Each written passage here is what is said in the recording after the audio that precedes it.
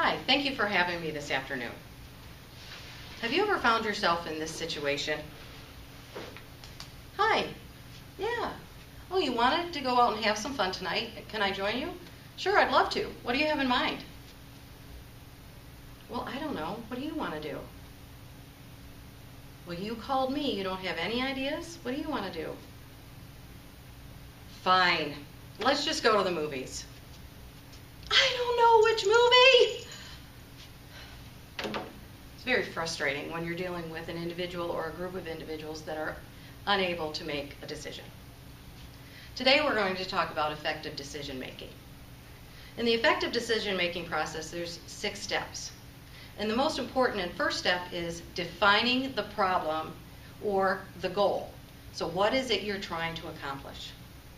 And that needs to be clearly defined so that when you're creating your plan and working through the next steps, you're always tying back to, are you meeting that business goal or solving that business problem? The second step is to gather all necessary information. And my distinction here is information, not necessarily facts. The decision-making process really does have a subjective nature to it, and it often involves opinion. There's not necessarily right or wrong or good or better. It's several viable options, which are the ones that make sense for us in this circumstance. And so there is opinion involved, and you may form an opinion and then gather the information and the facts that support or refute that opinion and cause you to develop a few other ideas. From that point, your third step is to develop your options. Take all of that pertinent information and identify 2 or 3 or more options for solving your problem.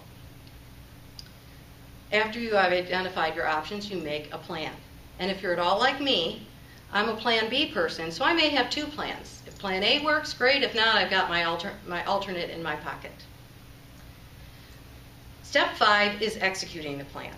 And the executing of the plan is also such a critical step because often decisions are made and nothing gets done.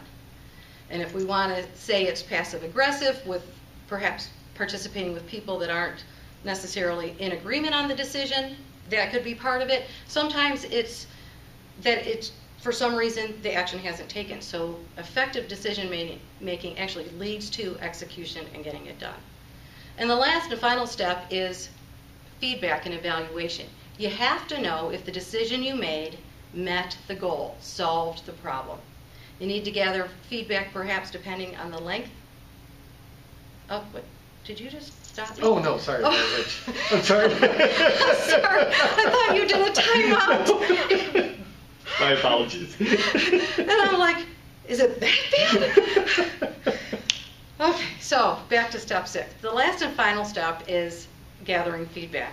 Whether you're gathering feedback throughout the length of the execution process or at the end, you need to know if your decision met the goal or solved the problem.